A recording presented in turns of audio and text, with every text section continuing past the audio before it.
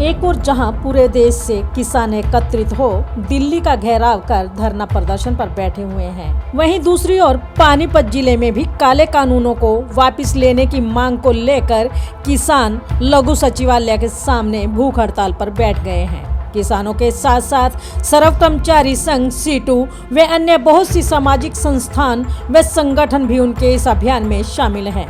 अन्नदाता किसान यूनियन के प्रदेशाध्यक्ष सुरेश दैया का कहना है कि सरकार चाहे जितने भी जतन कर ले, लेकिन किसान अपने इस फैसले से टस से मस नहीं होने वाले और जब तक यह काले कानून वापस नहीं लिए जाएंगे, किसानों द्वारा धरना प्रदर्शन व केंद्र सरकार का घेराव लगातार जारी रहेगा। मैं कहना चाहता हूँ कि ये केंद्र की मोदी सरकार है ना, सिर्फ झूठे वादे कर करके किसानों को गुमराह करना चाहती है।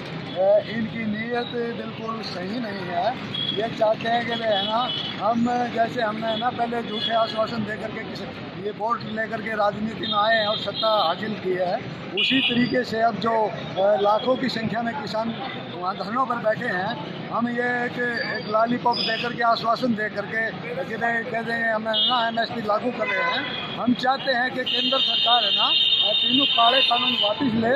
जिस तरीके से इन्होंने चोर दरवाजे से कानून बनाने का काम किया है, इसी तरीके से जब तक ये काले कानून वापस नहीं लिए जाएंगे तो किसान वापस जाने वाला नहीं है। कि ये एक ढकोसलेबाज नेता हैं और उसके बाद ये कहेंगे कि है ना ये एक जुमला था। इस तरह की है ना अच्छी हरकतें इन्होंने ना पहले भी है ना इस जनता के साथ की हैं और इस देश को है ना बर्बाद करने पे सरकार को लिए।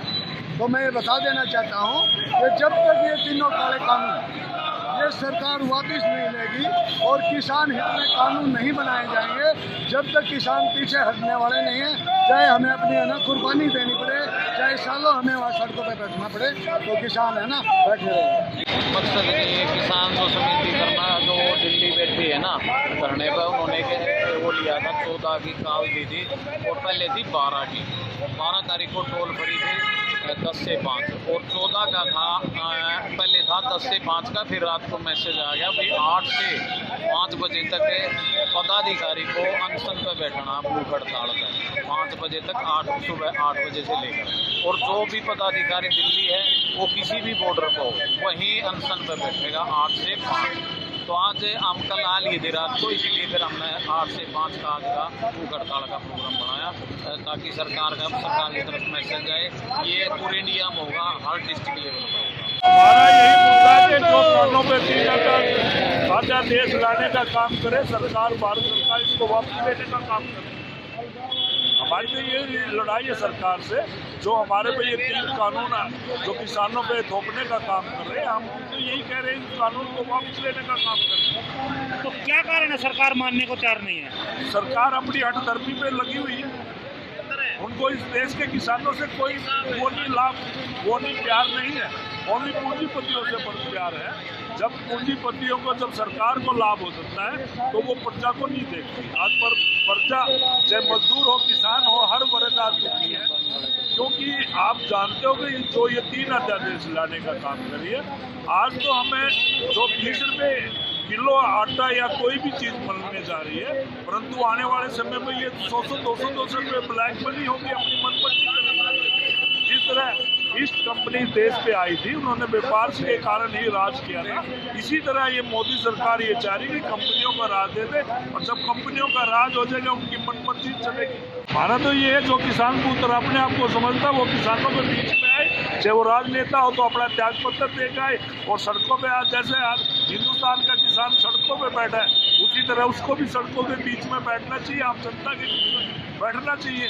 तभी वो किसान का बेटा को आएगा ना, किसान का पुत्र को आएगा।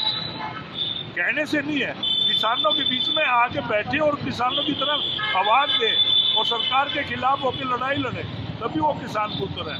किसान पुत्र कहने से या लिखने से किसान पुत्र नहीं बनता है। किसानों की लड़ाई लड़े, किसानों के साथ संघर्ष में बैठे, तभी पता लगे और किसान पुत्र है या किसान का बेटा है। नाम सर?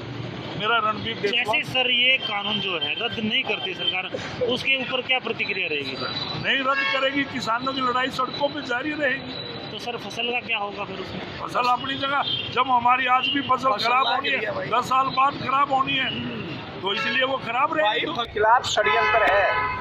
ये कोरोना महामारी की आड़ में मोदी जी ने देश को बेच दिया ही पहले ही, और अब देश का किसान सड़कों पे है, लाखों किसान ठंड में सड़कों पे पड़ा है। और वहाँ मुकेश अंबानी के लड़का हुआ पोता है अब मुकेश अंबानी के, वहाँ जा लिया, वो किसानों के बीच में एक भी बात नहीं कर रहा। तो वो क्यों है? 2 साल से एग्रीमेंट मुकेश अंबानी के साथ कर रखा है, गोदाम बने हुए। ये तो नाम करना था कानून बनाने का, किसी किसान से नहीं पूछा गया कानून बनाने से पहले। अब भी जो ये झूठ बोल रहे हैं कि हमने संशोधन करा, जब 8 तारीख को शाम को ही जो किसानों के नेताओं को शाह ने बैठक बुलाई, इससे पहले जो मंत्री ने, कृषि मंत्री ने बैठक बुलाई, कोई बातचीत नहीं। कानून समझाने के लिए, कानून अच्छा है, बढ़िया है, किसान के हित का है। किसानों ने कानूनी पेचीदगियों के हिसाब से बताया कि ये किसानों के हक में नहीं है, देश की जनता के हक में नहीं है, और ये देश को मार देगा, किसान मजदूर को तबाह कर देगा। शाह के साथ मीटिंग हुई तो शाह ने कहा हाँ हमारे से गलती होगी।